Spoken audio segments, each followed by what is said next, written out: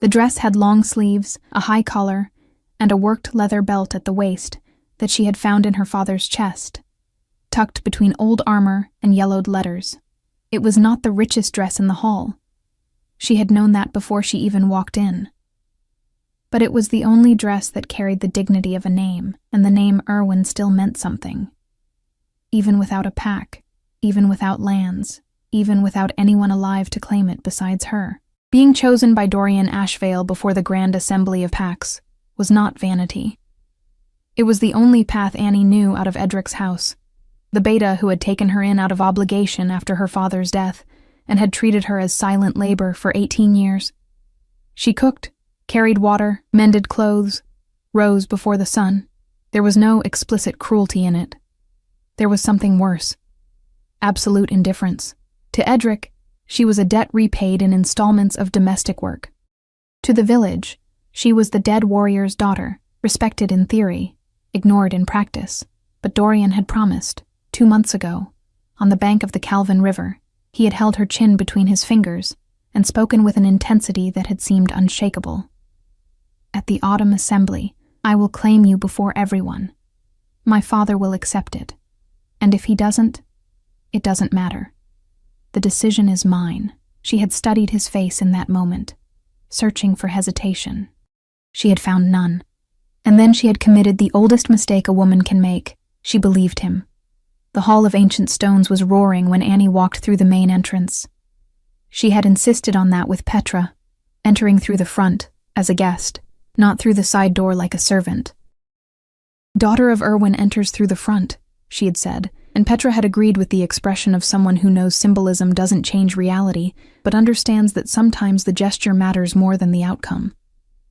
The black stone vaulted ceiling held hundreds of torches, and the golden light poured over clan banners hanging from the beams, red and gold of the ash veil, deep green and silver of the morn, deep black and amber of the veil. The smell was thick layers of burning resin, old leather, wine spiced with cinnamon and juniper, and beneath all of that the collective scent of alpha wolves in closed territory, an almost physical pressure in the air. Long oak tables overflowed with food and tankards. Voices filled the space all the way to the ceiling. Petra stayed at her side, wearing her best brown wool coat, her eyes jumping across the crowd the way they always did, calculating, cataloging, mentally preparing escape routes. Dorian is near his father's table, she said quietly. He looked over here when you walked in. Annie didn't look immediately. She needed a moment to plant her feet on the ground, to let her heart beat at the right rhythm before meeting his gaze.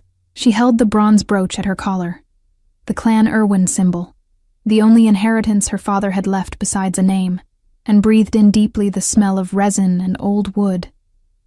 He promised, "That is real." Then she looked. Dorian was indeed near the family table, tall, well-dressed, with the Ashvale crest embroidered in gold thread on his chest. He saw her. And it was exactly that moment, the second their eyes met, that undid everything before a single word was spoken, because what she read on his face was not love, not resolution, not the face of a man about to keep a promise.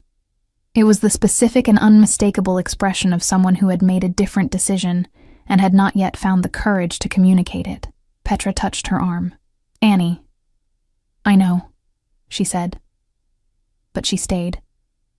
Because knowing and accepting are different things, and she was still in the knowing part. The ceremony followed its course.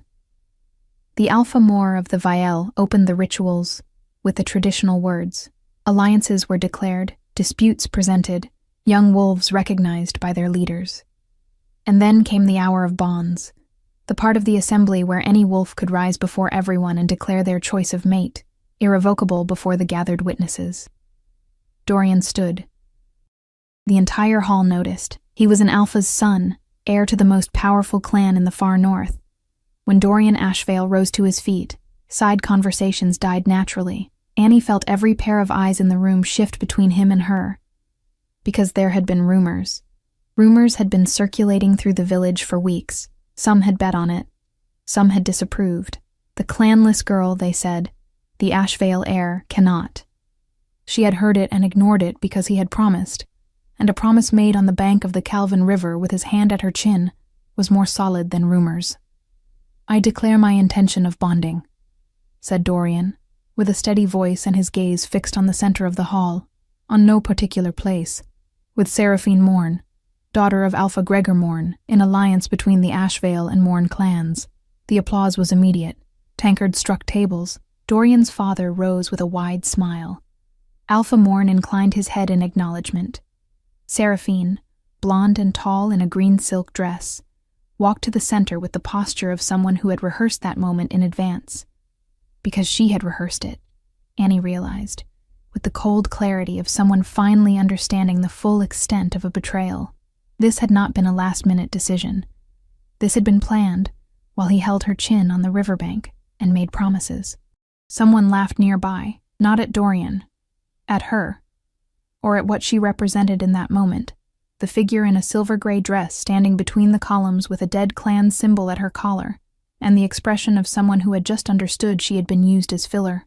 One of the younger Ashvale sons said something to the brother beside him, and the brother answered with a smile, and Annie didn't hear the words but understood enough from the gesture. Petra stepped in front of her, blocking the line of sight with her own body. "Don't look at them," Petra said, low and firm. "Don't give them that." Annie wasn't looking at them. She was looking at Dorian, who had finally turned his eyes back to her. And what lived in that look was something she could only name afterward, much later, relief. He was relieved. The decision had been made, the family had been satisfied, and the inconvenience called Annie was where she was supposed to be, on the other side of the hall, unable to do anything. She felt heat rise up her neck and knew it was rage, not tears, and that distinction mattered more than anything else in that moment. "I will not cry here. I will not beg. I will not give anyone the satisfaction of watching this destroy me in this hall." She breathed once, twice, and began walking toward the exit. She did not run. She kept her head up. She kept her steps even. It was the only control she still had, the way she would leave that room. And she held on to it as though it were the last possession she owned, because it was. She had made it nearly halfway across when the hall inexplicably went quiet, not the gradual quiet of a conversation emptying out, an immediate quiet, instinctive, the kind that happens when something enters a space that carries enough weight to compress the air around it. Annie stopped without meaning to. It was wolf reflex. When the pressure of the environment shifts that way, the body stops before the mind gives the order. She turned her head. 3 men had entered through the main entrance. There was no announcement, no escorts, none of the usual protocol of clan introduction. They simply walked in, and the entire hall had swallowed hard. All 3 wore absolute black, no embroidery, no colored insignia. Only one symbol, small and precise, on the shoulder of the man in the center, a crescent moon above a crown of bone, the Lycan house. The Lycan King had made 20 documented visits to the continent in the last 100 years. Annie had read about every single one in old records she had found in Edric's library, records Edric had never opened, but that she had devoured on winter nights when everyone was asleep. She knew what that symbol meant. She knew what his presence in that hall meant. The man in the center was tall, broad-shouldered, with dark hair, and eyes of an amber so deep they seemed to carry their own light. He was not scanning the hall the way any person would upon entering an unfamiliar space. He simply looked, with the absolute calm of someone who had never needed to assess a room, because no room had ever represented danger to him in his entire life. And then the amber eyes found hers. Annie didn't look away. She was too exhausted to calculate what was prudent. She was standing in the middle of the hall with a broken heart and her dead father's brooch at her collar and 4 weeks of needlework on her body, and the Lycan King was looking at her with an attention she could not classify as sympathy, curiosity, or judgment. It was something simpler and more disturbing than any of the 3. It was recognition, as though he already knew who she was before he walked in. She didn't plan what she said next. It came before she could filter it, in that strange place between destroyed pride and total exhaustion where the mind stops calculating consequences. She took 1 step toward him, just one, and asked, quiet enough that only he could hear, Do you need a wife by tomorrow? The hall had gone quiet before. Now there was a different kind of silence. The silence of the two men beside him holding their breath. The silence of the Lycan King who had perhaps spent decades without anyone addressing him a question in that tone, in that specific mixture of honest desperation and absolute lack of ceremony. He held her gaze for 3 full heartbeats. And then he said, in the quietest and most controlled voice Annie had ever heard, "How do you know that?" The 2 men flanking him reacted before the hall did. The one on the left, younger, with sharp green eyes, and the kind of jaw that suggested he had broken it at least once and it had healed slightly wrong, let out a short sound that was not quite a laugh. It was the sound of someone genuinely surprised, which, by the look of him, did not happen often. The one on the right said nothing. He was broader than the other 2, with a scar running from his left temple to the corner of his mouth, and he studied Annie with the focused patience of someone who assessed threats for a living. Not hostile, simply precise. The man in the center, the one with amber eyes and the crescent moon on his shoulder, had not moved at all.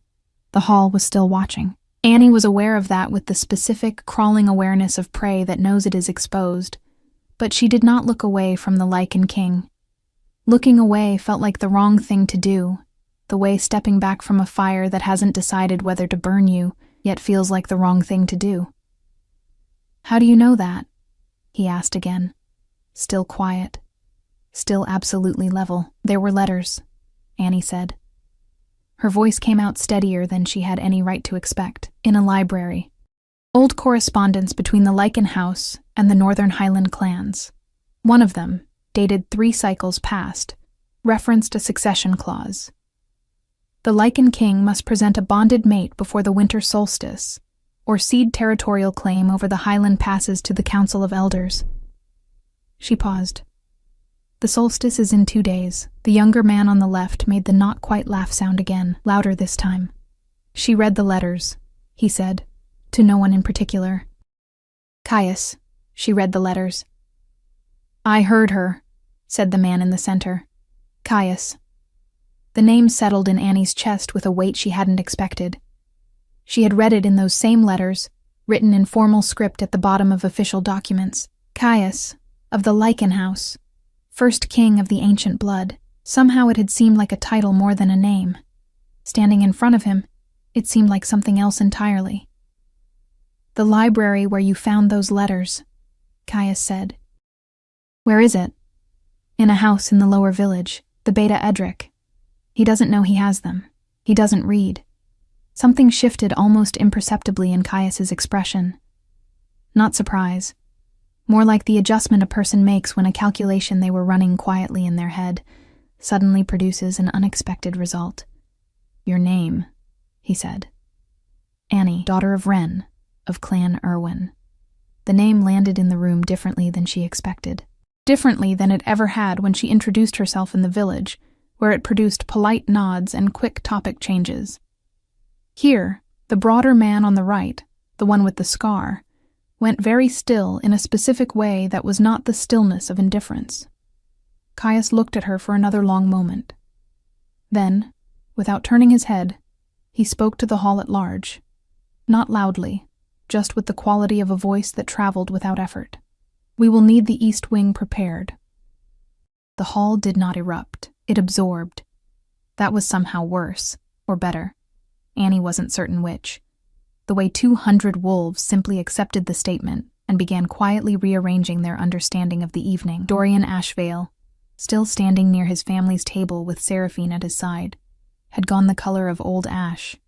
Petra found her 12 minutes later in the corridor outside the east wing, where Annie had been deposited by a castle servant, with instructions to wait, and had spent those 12 minutes standing very still with her back to the stone wall, and her hands pressed flat against the cold rock, grounding herself against the very real possibility that she had lost her mind entirely. "Annie." Petra's voice came from the corridor entrance, half-whispered, completely frantic. "What did you do?" "I'm not entirely sure," Annie said honestly. "You spoke to the Lycan King." "I asked him a question." "You asked the Lycan King." Petra walked to her in 3 fast steps and grabbed both her hands. "If he needed a wife. By tomorrow. He did need one. He still does. Technically, the conversation didn't resolve that part yet. Petra stared at her. In the torchlight, her friend's face moved through several emotions in quick succession: terror, disbelief, a brief flash of something that might have been awe, and then back to terror.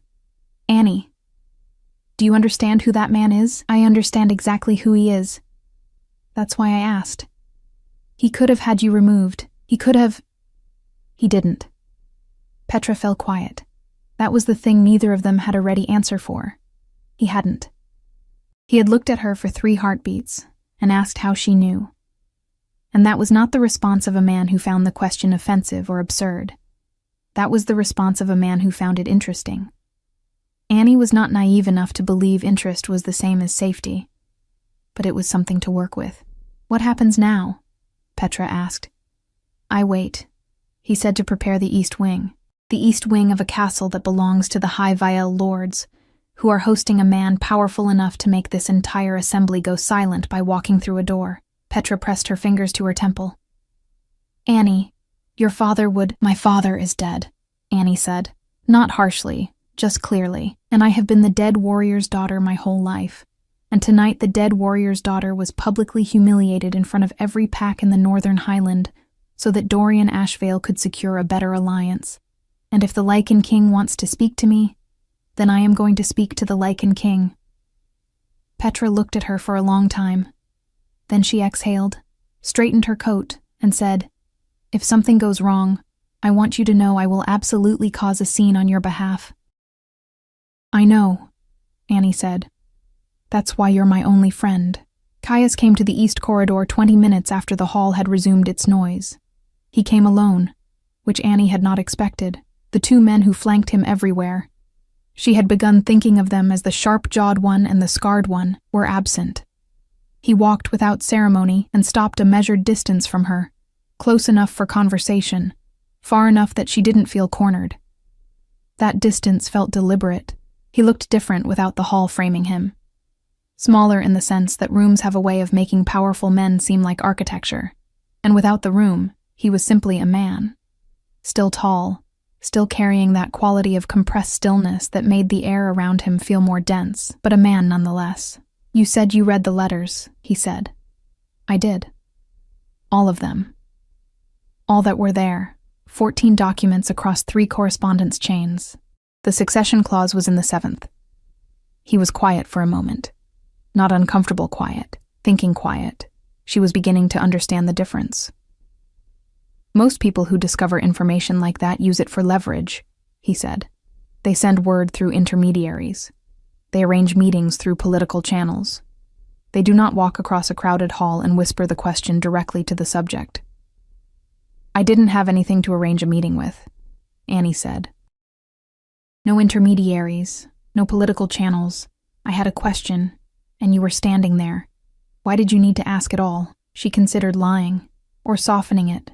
She decided against both, because 20 minutes ago, the man who promised to claim me as his mate chose someone else in front of everyone I know. And I needed to do something that was my own choice before I walked out of this hall and went back to being nothing. She met his gaze steadily. The question was my own choice. Whatever the answer is, I made it. Caius looked at her for what felt like a very long time. The succession clause is real, he said finally. The council has been pushing it for 2 years. I have been resistant to the process they prefer, which involves selecting from a curated list of high-blooded candidates they consider appropriate. And you came to this assembly looking for something else. I came because my advisor believed the answer might be here. A pause. He is occasionally right about things that seem unlikely. The scarred one? Annie asked. The corner of Caius's mouth moved. It was not quite a smile. It was the evidence that a smile was a thing his face was capable of, even if it rarely completed the journey. His name is Rowan, Caius said. And yes, him. What did he think he'd find here? He didn't specify. He rarely does. He finds it more efficient to simply be correct and wait for the rest of us to catch up. Annie looked at him, at the amber eyes that were watching her with that quality of attention that she still couldn't entirely name. Not hunger, not calculation, Not the particular way men looked at women they thought they could manage, something more patient than any of those. "I should tell you," she said, "that I have no clan. My father's pack was destroyed in the Northern Campaign 18 years ago, and no lord has claimed the Irwin survivors. I have no blood alliance, no political value, no resources, and no territory. If you are looking for a strategic match, I am the least strategic person in this hall." "I'm aware," Kaya said. "You're aware. Roan did the research before we entered. He recognized the Irwin brooch." His eyes moved briefly to the bronze symbol at her collar. "Your father served under my grandfather in the campaign of the Pale Ridge.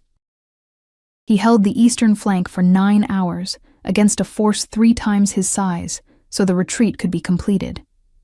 He saved 400 lives and received nothing for it because the lord who should have rewarded him had already died in the first hour." Annie's throat tightened in a way she hadn't prepared for. The Lycan house has owed a debt to the Irwin line for 18 years. Caius continued, with the same level tone, as if he were reading from those same old letters. "I was 17 when it happened. I didn't have the authority to act on it then." He looked at her directly. "I do now." The corridor was cold. The torchlight moved. Somewhere far down the hall, the assembly was still underway. Voices and music, and the clinking of celebration that felt like it belonged to a completely different world. Annie pressed her fingers once against the bronze brooch and made herself breathe evenly. "That's not an answer to my question," she said. "No," Caius agreed. "It isn't." Another pause, shorter this time. "Come to the East Hall at first light. We will speak properly then. Bring the girl who was standing with you. She looks like someone who will need to hear what is said directly rather than through a second-hand account." He turned to leave, then stopped. "The dress," he said, without turning back. "The stitching on the belt. Is that Irwin pattern work?" Annie looked down at the worked leather at her waist. "Yes. I copied it from my father's armor." Caius was quiet for one breath. "It's accurate," he said, and then he walked away down the corridor, his footsteps nearly soundless on the old stone floor. Annie stood in the torchlight, with her back against the cold wall and the bronze brooch under her fingers, and tried very carefully to understand what had just happened to her evening. She didn't sleep. Petra had found them a small room in the castle's lower guest quarters, one of the rooms kept for attendants and minor visitors, with a narrow bed, a wool blanket that smelled of cedar, and a single candle that burned down to nothing before midnight. Annie lay on her back in the dark and stared at the ceiling and listened to the distant sounds of the assembly winding down, footsteps in corridors, voices dropping to murmurs, the occasional bark of laughter from men who had found the bottom of too many tankards. Petra had fallen asleep sitting upright against the wall, which was a talent Annie had always found both impressive and deeply concerning. The cold was the kind that lived in stone buildings, not bitter, but constant. Annie pulled the blanket tighter and thought about Caius's voice in the corridor. The specific flatness of it, not cold exactly, but stripped of the performance that most powerful men wrapped around their words. Dorian had always spoken as though someone was watching and evaluating. Every statement slightly shaped for an audience even when there was no audience. Caius spoke as though the words only needed to be true. The audience was irrelevant. She thought about what he had said about her father. He held the eastern flank for 9 hours. He saved 400 lives and received nothing for it. She had known pieces of the story. Edric had told her fragments over the years, usually when she asked directly, and he was tired enough not to deflect. Her father had been a good fighter. Her father had been loyal. Her father had died doing what he was supposed to do, and the lord he served had died first, and the whole thing had simply fallen through the cracks of history, the way inconvenient debts tend to do. She had not known about the 400 lives. She had not known the Lycan house had been watching. Sleep did not come. First light did. The East Hall was smaller than the main assembly room, but carried a different kind of weight. A working room, not a ceremonial one, with a long table of dark wood, maps pinned to the stone walls with iron nails, and candles already burning in iron holders despite the early hour. The smell here was different, less resin, more ink and cold air, and something underneath it all that she was beginning to recognize as specific to Caius, though she couldn't have described it precisely. Dark wood and winter stone, and something older than both. Roan was already there when Annie and Petra arrived. He stood near the window, arms crossed, and assessed them both with the same focused precision Annie had noticed the night before. In daylight, gray and thin as it was, filtering through narrow stone windows, the scar on his face was more visible and less severe-looking. It had healed cleanly. Someone had known what they were doing when they stitched it. The sharp-jawed man was leaning against the wall near the door with his arms folded, and an expression of mild entertainment already in place, as though he had arrived expecting the morning to be interesting, and was not disappointed. "The one who asked the question," he said, when Annie walked in. Not rude, simply identifying. "The one who laughed," Annie replied. He pointed at her. "I like her. You like everyone who surprises you," Roan said, without turning from the window. "It's not a high bar. His name is Stellan," said Caius, from the far end of the table, where he was already seated with a cup of something dark and steaming in front of him. "He is my cousin, and he finds most situations funnier than they are. You will get used to it or you won't. Either way, he doesn't stop." Stellan pressed a hand to his chest with an expression of wounded dignity that convinced no one. Petra had gone very still in the way she went still when she was absorbing information faster than she could process it. Annie touched her arm briefly. "Stay with me." And Petra exhaled and straightened. They sat across from Caius. Roan moved from the window to stand at Caius's right. Stellan remained at the wall, apparently preferring to observe from a position that allowed him to see everyone's faces at once. Caius looked at Annie directly. "I'll explain what you've walked into," he said. "And then you can decide. All right. The succession clause exists precisely as you described it. The Council of Elders, 12 lords representing the oldest Highland packs, inserted it into the territorial agreements 2 generations ago, as a way to ensure the Lycan House remained connected to continental politics through blood alliance. The intention was to control who I bond with. They have a list." A pause. "I find the list objectionable." "Why?" "Because every name on it belongs to a family that wants something specific from the union, and what they want is not a partnership. It is proximity to power with the appearance of legitimacy. The woman I bond with would be a decoration, a political instrument." His voice carried no particular heat on this point, just clarity. "I don't intend to do that to anyone." Annie looked at him. "But the clause still stands. The clause still stands. If I arrive at the winter solstice without a bonded mate, territorial claim over the Highland passes reverts to the Council. They will use that territory to fracture the northern alliances I have spent 12 years building. Hundreds of smaller packs that currently have protection under Lycan authority will lose that protection overnight. So it's not just about you. It was never about me." Petra, who had been silent, spoke carefully. "Why not simply choose someone from their list and manage the politics afterward?" Roan answered before Caius could. "Because any woman from that list comes with her family's agenda embedded in the bond. In the old law, a Lycan bond is not a contract. It cannot be managed afterward. What is bound completely." Petra absorbed this. "So you need someone with no political family, no agenda, no lord to answer to. Someone who comes to the bond with nothing attached," Roan said. "Yes." The room was quiet for a moment. Annie looked at the map on the wall behind Caius. The northern Highland passes were marked in dark ink, a chain of routes through mountain territory that connected dozens of pack settlements to trade, to safety, to each other. She knew some of those settlements by name from Edric's letters. Small packs, old packs, packs that had survived by staying under the protection of something larger. "I want to be clear about something," she said. Caius waited. "Last night I asked you a question that was half desperation and half the kind of impulse you get when you've stopped calculating, because calculating hasn't helped." She kept her voice even. "I'm not half desperate this morning, so I need to ask you properly. Not the question from last night. A different one." "Ask," he said. "If I agree to this, what am I agreeing to? Not politically, not territorially. What am I agreeing to for myself?" The quality of silence that followed was different from the ones before. Stellan had stopped performing casual indifference. Roan was watching Caius with an expression that was almost careful. Caius set down the cup. "The Lycan bond is permanent," he said.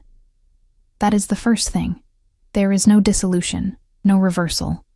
What is made, is made." "I understand that. You would come to the Lycan hold in the northern ranges. It is not a court the way the Highland lords use the word. It is a working seat, a fortress built for function, not ceremony. Cold most of the year. Remote." His eyes held hers steadily. "You would have your own rooms, your own authority within the hold, and the full protection of Lycan law, which supersedes every clan claim on the continent, including the councils. No one who has wronged you would have standing to come near you." Annie was careful not to react visibly to that last part. "And the bond itself," she said. "What does it require?" "A formal declaration before witnesses at the solstice ritual." A pause. "And time. The rest of it takes time. I won't pretend otherwise." "You mean we would be strangers, for a while?" "Yes." She looked at him. He looked back at her. There was something almost uncomfortable about how directly he held eye contact. Not aggressive, just complete. Like a man who had decided the most respectful thing he could offer was his full attention. "Can I ask you something that isn't about the claws or the territory?" she said. "You can ask me anything. Last night in the hall, before I said anything, you were looking at me before I walked toward you." She watched his face. "Why?" Stellan made a quiet sound near the wall. Roan appeared to study a map with sudden intense interest. Caius was quiet for 3 full seconds. "Your scent," he said finally. "It reached the entrance before we did. Before I saw you, or knew anything about you." He paused, as though choosing the next words with more care than usual. "I have been to many assemblies. I have been in rooms full of wolves my entire life. I have never smelled anything like it." Annie had no ready response to that. "What does it smell like?" Petra asked, with the tone of someone who has decided that if this situation is going to be extraordinary, she is going to get complete information about it. Stellan covered his mouth. Roan pinched the bridge of his nose. Caius looked at Petra with an expression that suggested he was unaccustomed to being asked to elaborate on things he considered self-evident, but answered anyway. "Old forest after rain," he said. "Cold iron.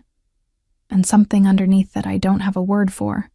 Something that doesn't belong to this generation of wolves." His eyes moved back to Annie. "Something much older."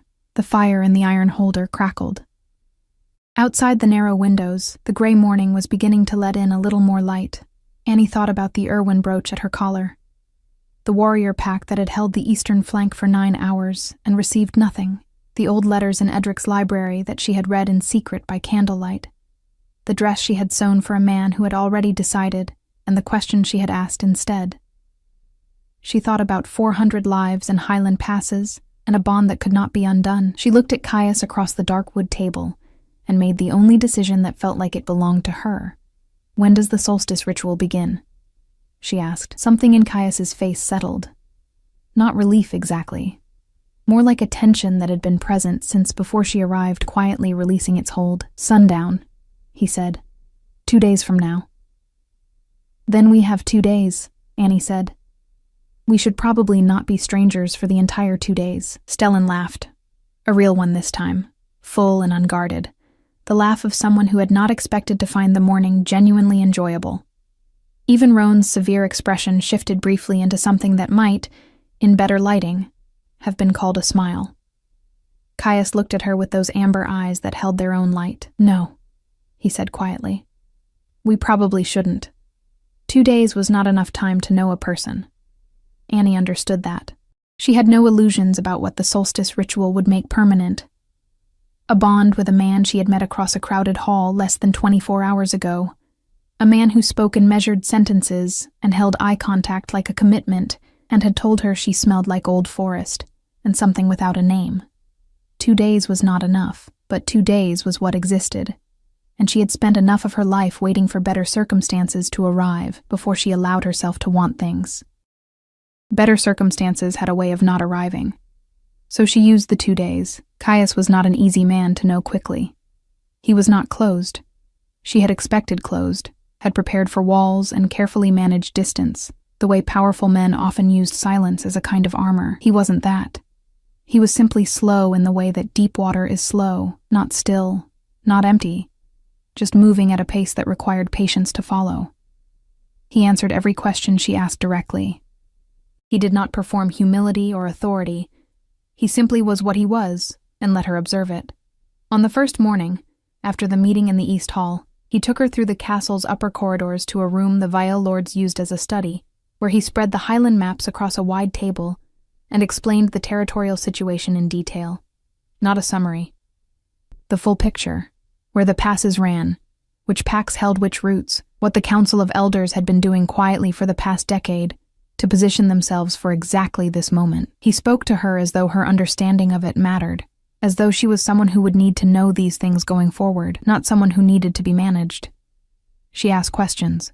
He answered them. She pushed back twice on points where his reasoning seemed to have gaps, and both times he stopped, considered it, and adjusted his position, not to please her. Because she had been right. That was the part she kept returning to afterward. Stellan found them there at midday and inserted himself into the conversation, with the particular energy of someone constitutionally incapable of observing from a distance, when he could be participating. He was sharper than his easy manner suggested. Annie caught that quickly. The jokes were real, but they were also a tool. He used humor the way some men used silence, to watch how people responded when their guard dropped. He asked her about Clan Irwin. She told him what she knew, which was less than she would have liked. Fragments from Edric's reluctant answers, pieces from the old letters, the stories her father had apparently told to no one directly, but that had filtered back to her in distorted forms through village memory, the warrior pack of the far north, loyal to a fault, gone in a single campaign. Your father had a name in the old records, Stellan said, not lightly for once. Wren of the eastern flank. Some of the older Lycans use it still when they talk about what a soldier is supposed to be. Annie pressed her thumbnail into the edge of the map table and said nothing for a moment. He died, broke and unclaimed, she said. Yes, Stellan said. That's the part that makes the name mean something, I think. He did it anyway. She looked at him. He looked back with those sharp green eyes that were, at that moment, completely serious. Caius said nothing, but his hand, resting on the table near the map, moved 2 inches closer to hers. He didn't touch her, just moved closer. She was not sure he was aware he had done it. She was aware. Petra spent the first day gathering information with the focused efficiency of someone who had decided that if her best friend was about to bond with the Lycan King, she was going to understand exactly what that meant before it happened.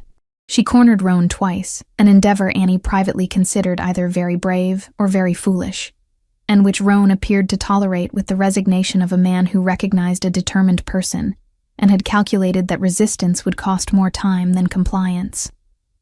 By evening, Petra had assembled a working understanding of Lycan hold structure, the hierarchy of the king's inner circle, the practical geography of the northern ranges, and what the bond ceremony actually involved. She reported all of this to Annie in their small room that night, with the systematic thoroughness of a military briefing. The ceremony itself is not complicated, Petra said. Declaration before witnesses at sundown. The formal words. Then the Lycan mark. He marks you. You mark him. Both willing. It's done. The mark. It doesn't hurt. Or it does, but not badly. Roan was somewhat vague on that point, which I choose to interpret as diplomatic rather than concerning. What did you make of Roan? Petra was quiet for a moment, which was unusual. Careful, she said finally. Very careful. The kind of careful that comes from having been in situations where not being careful had consequences. A pause. He asked me 2 questions about you that he already knew the answers to. I think he was checking whether I would lie for you. Would you? Obviously, Petra said, without hesitation. But I didn't need to, which I think was the point of the test. Annie looked at the ceiling. The candle was burning lower. Somewhere in the upper part of the castle, she could feel, not hear, feel, a low-frequency awareness that she had been noticing since yesterday, and that she was beginning to understand was not general anxiety, but something more specific. The presence of Caius, moving through the castle's upper corridors at whatever hour Lycans apparently kept. "Are you frightened?" Petra asked. Annie considered the question honestly. "Not of him," she said. "Of the permanence. Of choosing something this large when I've had less than 2 days to hold it. You've had 23 years of the alternative," Petra said quietly. "Being careful, being small, being the dead warrior's daughter with no clan and no standing, and a vestido sewn for a man who was already planning something else." She pulled the blanket tighter around her shoulders. "What did the careful get you?" Annie had no answer for that, because the answer was self-evident and they both knew it. "Go to sleep," Petra said. "Tomorrow is the last day before the solstice. Use it." She found Caius in the early morning on the castle's eastern wall, before the gray light had fully decided to become day. He was standing at the parapet looking north, where the mountains were a dark suggestion against a darker sky, and he was alone in the way that felt chosen rather than accidental. She stood beside him without announcing herself. He didn't startle. She hadn't expected him to, but he turned his head and looked at her with an expression that was quieter than his usual careful steadiness. Less managed. The expression of someone caught being simply himself before the day required him to be anything else. "You couldn't sleep either," she said. "I don't sleep much in general," he said. "Like in metabolism. The nights are useful for thinking." "What were you thinking about?" He looked back at the mountains. A long pause. Not evasion. She knew that now. Just the pace of him. "Whether I am asking too much," he said. Annie leaned her forearms on the cold stone parapet. "You didn't ask." "I offered."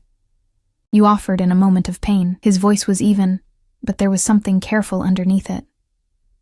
"I want to be certain that the offer still stands when the pain is less immediate." She thought about that. About Dorian's relieved expression and 3 weeks of sewn silk thread and the sound of the assembly applauding an alliance that had been arranged while promises were being made at the riverside. The pain wasn't less immediate. It was different. It had moved from sharp to settled. The way a bruise changes from acute to present. It was still there. She didn't think it would stop being there simply because something else had happened. But it wasn't why she was standing here. "Can I tell you something true?" she said. "Please. When you told me about my father last night, the eastern flank, the 400 lives," she kept her eyes on the dark mountains. "No one has ever told me that before. Not because they didn't know, clearly some people knew, but because to most people, what my father did is a footnote, a dead soldier from a dead clan." She paused. "You said the Lycan house has owed a debt to the Irwin line for 18 years. I don't want to be a debt repaid." "I need to be honest about that." "I know," Caius said. "That is not what this is." "Then what is it?" He turned to look at her fully. In the gray pre-dawn light, his amber eyes were darker, the gold in them muted and deeper. "When I walked into that hall last night," he said, "Roan had told me we were looking for someone. He didn't say who. He rarely does. He said I would know." A pause. "And then your scent reached me before I crossed the threshold, and I knew." "Knew what?" "That, whoever you were not on the council's list. You were not something shaped by politics or position or expectation." He held her gaze with that complete, unperformed attention that she was beginning to understand was simply how he was. "And then you walked across the hall and asked me the most direct question anyone has asked me in 15 years of rule, and I thought, this is someone who does not know how to be anything other than exactly herself, even when it costs her." Annie's throat tightened for the second time in 2 days, and again she hadn't prepared for it. "That's a significant amount to conclude from one question," she said. "I also had the scent," he said. And the corner of his mouth moved in that not quite smile that she had now identified as the closest his face came to open warmth. She laughed. Briefly, softly. It surprised her more than it surprised him. They stood on the eastern wall while the gray light slowly made up its mind about becoming morning, and the mountains to the north shifted from dark suggestion to real mass. And Annie thought about permanence and choice, and the difference between a decision made from desperation and a decision made from clarity. By the time the light was full, she knew which one this was. The solstice ritual took place in the castle's outer courtyard as sundown drained the last of the light from the sky. The assembly had not dispersed. Word had traveled through the halls with the speed that important information always travels in enclosed spaces full of attentive wolves. And by the time the torches were lit in the courtyard, there were 200 wolves standing witness. Annie had not planned for an audience. But she stood in the courtyard in her silver-gray dress, with the erwin brooch at her collar and her spine straight, and she found that the audience no longer frightened her the way it had the night before. Let them watch. She was choosing this. It was hers. Caius stood before her in formal black, with the crescent moon and bone crown symbol visible at his shoulder. In the torchlight, he looked exactly like what he was. Ancient blood, old power, the kind of authority that doesn't require performance. And he was looking at her with that complete, undefended attention that she had spent 2 days learning to read.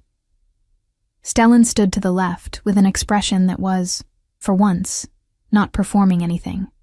Roan stood to the right, steady as a standing stone. Petra stood at the edge of the witness circle, chin up, eyes bright, pressing her thumbnail into her palm, the way she did when she was holding very still against the urge to cry. The formal words were old, older than the Highland clans, older than the council's clauses, older than the political maps pinned with iron nails in the East Hall study.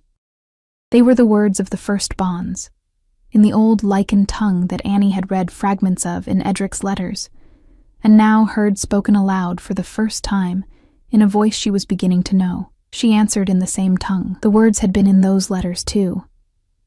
She had not planned to know them. She was grateful, standing here, that she had read everything. Caius's expression when she answered in the old language was the first fully unguarded thing she had seen on his face. Not just the almost smile, something complete and unmanaged.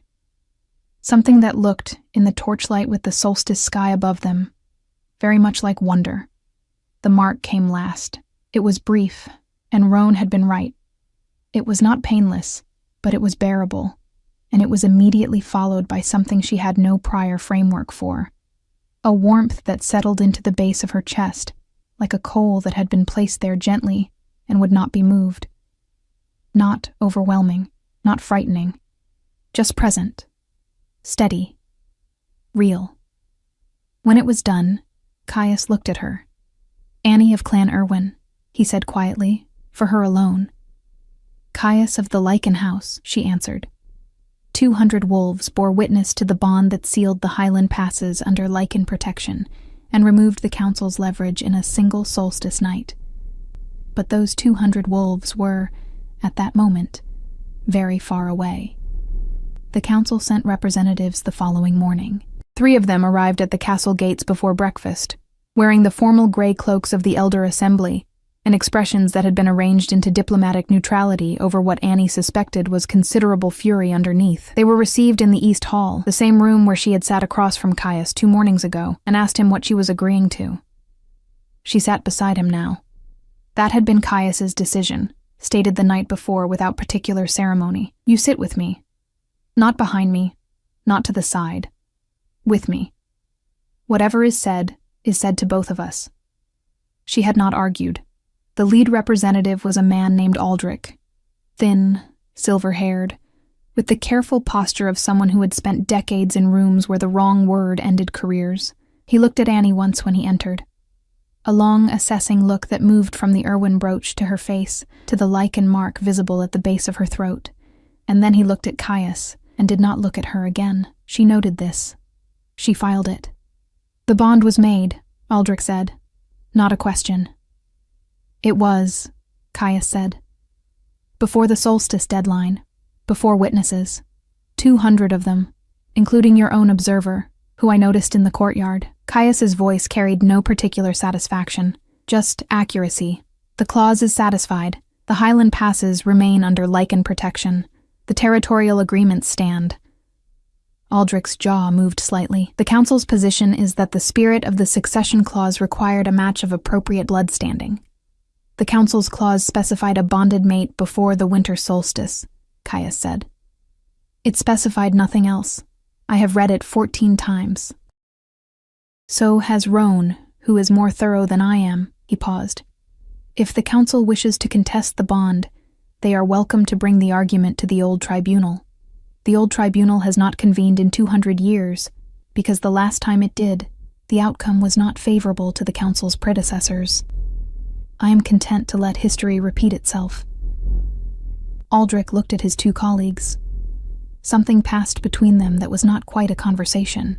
The council will review its position, Aldrich said finally, with the tone of a man conceding a battle while attempting to suggest it was merely a recess. The council is welcome to, Caius said. In the meantime, the Highland Pack agreements will be renewed under the current protection terms within the fortnight. I will send the documents through Roan. The representatives left. Aldrich paused at the door, just briefly, just long enough to look at Annie directly for the second and final time. She met his gaze without expression, and held it until he looked away first. When the door closed, Stellan, who had been standing against the wall with his arms folded, exhaled loudly. I've been waiting 3 years for that, he said. 3 years of watching Aldrich sit in rooms and arrange his face like that while he dismantled things. He pointed at Annie. You, specifically, ruined his entire plan by existing. I want you to know I consider that a profound personal gift. Stellan, Roan said. I'm being sincere. I know. That's why I said your name. Annie looked at Caius. He was watching her with that steady amber attention. You held the gaze, he said quietly. He looked away first, she said. The corner of his mouth completed the journey this time. A full, unhurried smile that changed his face entirely. Not softer, exactly, but more inhabited, more present. The face of a man who was, in that moment, entirely where he was. She stored it carefully, the way she had stored things her whole life that she was afraid of losing. They left the castle 2 days later. The Highland lords gave them a formal departure. Banners, ceremony, the works. Annie stood in the courtyard in a traveling cloak that Caius had produced from somewhere, deep charcoal gray with a lining of black fur, and watched the proceedings with the slightly surreal quality that had settled over the last 4 days like a permanent low light. Things kept happening that she had not planned for. She had stopped trying to plan and started simply paying attention, which felt more honest anyway. Petra stood beside her until the last possible moment. I need you to tell me honestly, Petra said, low enough for only Annie to hear, whether you are all right, not performing all right, actually all right. Annie thought about it the way Petra deserved. Seriously, without the reflex reassurance. I think so, she said. I think I will be. She paused. I think this is the first decision I've made in my entire life that was entirely mine, and that counts for something even when the rest of it is uncertain. Petra looked at her for a long moment. Then she did something she almost never did. She pulled Annie into a full embrace, both arms, brief and fierce, and completely unperformed. I'm coming to visit, Petra said into her shoulder. I don't care how far the northern ranges are. I will find a way. Roan will arrange it, Annie said. He arranges everything. I noticed, Petra said, with a tone that was not entirely about logistics, and pulled back before Annie could examine it further. She would come to visit. Annie knew it with the certainty of knowing Petra, the woman who had stood beside her in the Hall of Ancient Stones and blocked the line of sight with her own body when the laughter started. She would come. And when she did, she would have questions about Roan that she had carefully not asked yet, and Annie would be there to hear them. That was its own kind of future, small and specific and real. Dorian Ashfield appeared at the edge of the courtyard as the traveling party was preparing to move. Annie saw him before he saw her. He was standing near the gate column, half in shadow, wearing the same formal clothes from the assembly night. He looked like a man who had slept badly and was not accustomed to it. When his eyes found her in the traveling cloak with the lichen mark visible above her collar, something crossed his face that she recognized after a moment as the specific expression of someone calculating what they have lost only after the losing is complete. He took a step toward her, Caius, who had been speaking with Roan 6 feet away, stopped speaking. He didn't move toward Dorian. He didn't need to. He simply stopped and turned, and the quality of attention he directed at Dorian Ashvale was different from every other quality of attention Annie had seen him use. Not aggressive, not threatening in any performed way, just absolute. The attention of something very old and very certain being asked if it would like to have a problem this morning. Dorian stopped walking. He looked at Annie. She looked back at him. She waited to feel something sharp. The anger from the assembly hall, the cold that had replaced it, the particular grief of believing someone and being wrong. She found something quieter than she expected. Not forgiveness exactly, more like distance. The sensation of standing far enough from something that it had lost the power to cut. She had sewn a dress for him, 3 weeks of needle and silk thread, and the careful hope of a woman who had been invisible long enough that she had started measuring her own worth in whether the right person would finally see her. He had looked at her from across the hall with relief at having escaped a complication. Caius had walked across the continent with Roan's quiet certainty and found her by scent before he even saw her face. She did not say any of this to Dorian. There was nothing to say to Dorian. He was a man who had made a cowardly choice, and would likely make cowardly choices for the rest of his life, and she would not be present for any of them. She turned away. It was the most complete thing she had ever done. The road north was long. Annie had known it would be. The Lycan ranges were 3 days' travel from the Highland Castle, through mountain passes that opened into a landscape she had only ever read about. The cold deepened as they rode. The trees changed character, growing denser and darker, and the air developed a clarity that felt almost aggressive, as though it had decided to be entirely honest about itself. Caius rode beside her, not ahead. Beside. On the first evening they stopped at a way station built into the rock of the pass. Low ceilings, heavy stone, fire in the center that smelled of pine and something resinous that Annie could not name. They ate at a rough table, and Stellan told a story about a diplomatic trip that had gone comprehensively wrong in ways that Annie was not entirely sure she believed, but chose to enjoy anyway. And Roan refuted 3 details with the systematic patience of someone for whom accuracy was a moral position. Annie sat across from Caius and watched him in the firelight. He caught her watching and didn't look away. Neither did she.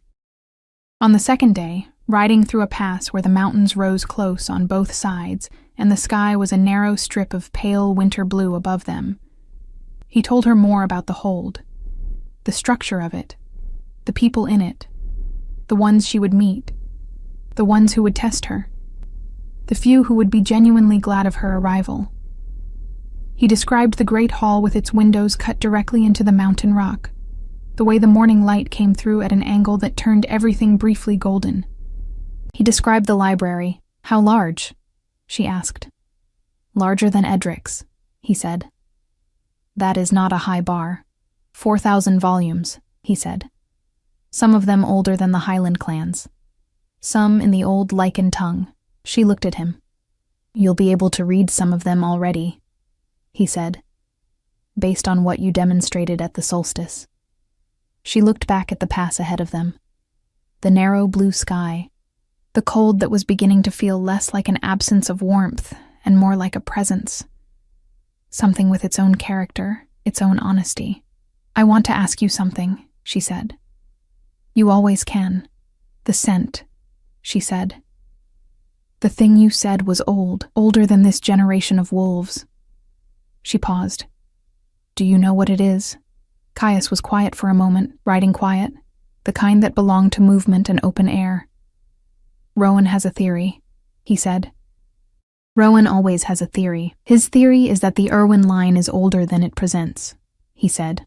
That the warrior clans of the far north were originally something different before they became what the Highland lords recognize as a standard pack structure.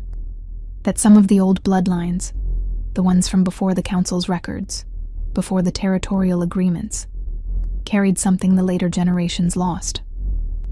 He glanced at her. He believes your scent is the first confirmation he has encountered in 30 years of looking. Annie thought about the bronze brooch at her collar. Her father holding an eastern flank for 9 hours for 400 lives that were not his blood or his obligation. The old letters in a library that a careless man had never opened. the old Lycan words she had read by candlelight in a house where she was labor, not family. "What does that mean?" she said. "Practically, we don't know yet," Caius said. "Roan thinks it will become clearer over time. He is irritatingly comfortable with not knowing things immediately. And you?" He considered this with his usual unhurried honesty. "I think you are exactly what you are," he said, "whatever that turns out to be entirely.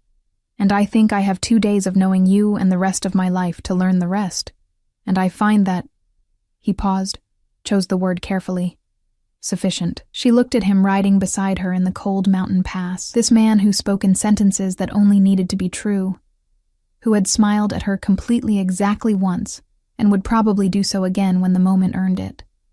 The warmth at the base of her chest, the coal placed gently there at the solstice, was steady, real. The Lycan hold appeared on the afternoon of the 3rd day, emerging from the mountain rock as though it had grown there rather than been built. Dark stone, high walls, windows cut to let in light from every angle, banners of black with the crescent moon and bone crown moving slowly in the cold highland wind. Annie stopped her horse at the ridge and looked at it for a long moment. It was not the life she had planned. She had not, if she was honest, been able to plan a life. She had been surviving at the edge of other people's plans for 23 years, watching from side doors, reading other people's letters, sewing dresses for men who had already decided. This was hers. Inside those walls, a library of 4,000 volumes. A great hall where morning light came through mountain stone and turned everything briefly golden. People she did not know yet and would spend years learning. A man who had walked into a crowded hall and found her by scent and asked her, with 3 quiet words, how she knew, and had listened, fully and completely, to everything she said after. Caius stopped beside her and waited, the way he had learned to wait, giving her the moment without filling it. "It's real," she said. "It's real," he confirmed. She exhaled, one slow breath of cold mountain air that tasted of pine and stone, and the particular honesty of altitude, and rode forward. The council never formally contested the bond. Aldrich retired from his position the following spring, citing health, and was replaced by a younger lord from the eastern Pax, who had spent 10 years under Lycan protection, and had no appetite for dismantling it. The Highland Pass agreements were renewed and expanded. 12 smaller packs that had been operating without formal protection came under Lycan authority within the first year. Dorian Ashvile married Seraphine Morn. It was, by all accounts, exactly the alliance their families had wanted, and exactly as personally hollow as alliances built entirely on politics tend to be. He was seen twice in the years that followed at Highland assemblies, and on both occasions, he asked after the Lycan hold with the careful indirection of someone asking about something they had decided not to think about too directly. No one carried his questions north. Petra came to visit 6 months after the bonding, as promised. She stayed for 3 weeks. On the 2nd week, she and Roan had a conversation in the library that lasted 4 hours, the subject of which neither of them fully disclosed, and Roan arranged for a permanent position at the hold for a research assistant who was, he explained to Caius with complete neutrality, necessary for a long-term project. Caius looked at Annie. Annie looked at her tea. They did not discuss it further. Stellan remained exactly himself, which was what everyone had expected, and most people had quietly counted on. Edric received, in the autumn following the bonding, a formal letter from the Lycan hold, acknowledging the debt the Lycan house had owed the Irwin line, and settling it with a land grant in the Western Highland. Modest, productive, more than he had any right to expect, and exactly what an old man with no family needed to end his days in something better than indifference. He did not write back. Annie had not expected him to. She had sent the letter anyway. That was the difference between who she had been and who she was. Annie learned the library, not quickly. 4,000 volumes did not yield themselves to impatience, and she had, for the first time in her life, both the access and the time to go slowly. She worked through the old Lycan texts with the same thoroughness she had given Edric's letters by candlelight, but now in a room with wide mountain windows and a fire that no one asked her to build herself. Roan's theory about the Irwin bloodline became, over the following years, less a theory and more a documented history. Ancient, half-erased, but traceable. A lineage that predated the Highland Council by centuries. Something that the Council's careful record-keeping had buried not out of malice, but out of simple indifference to anything that didn't fit the current hierarchy. Her father had carried it. She carried it. What it meant in full was a question that unfurled slowly, over years, in the way that true things tend to unfurl. Caius learned her in the way he did everything, without hurry, without performance, with the complete and steady attention of someone who had decided that the most important things deserved to be known properly. He learned the way she went quiet when she was working something out, rather than when she was unhappy. He learned that she laughed more than she showed in public, and cried less than people expected, and held grudges not at all, having spent enough of her life in proximity to small cruelties to understand that carrying them cost more than releasing them. He learned the things she had never told anyone, because there had never been anyone to tell. She learned him in return, the early mornings on the walls. The way he spoke in meetings versus the way he spoke when it was the two of them and the fire and no one requiring anything. The dreams that woke him sometimes. Old ones, like and old. The kind that came with a bloodline as ancient as his. The fact that he had been lonely in a way that power makes lonelier, not less. Because power surrounds you with people who need things from you, and genuine presence becomes rare and therefore precious. She was genuine presence. He told her so. Exactly once, on a winter morning 2 years after the solstice, standing on the eastern wall of the hold where the mountains went on until they disappeared into cloud. He said it simply, without ceremony, the way he said all the things that mattered most. She believed him. Not because she was naive, not because she had forgotten what it had cost her to believe the wrong person once, but because she had spent 2 years learning the difference between a man who speaks with an audience in mind and a man who speaks because the words are simply true. She pressed her shoulder against his in the cold mountain air, and he put his arm around her, and they stood on the wall while the clouds moved over the ranges, and the hold below them went about its mourning. And it was, in every way that counted, enough. It was, in fact, everything.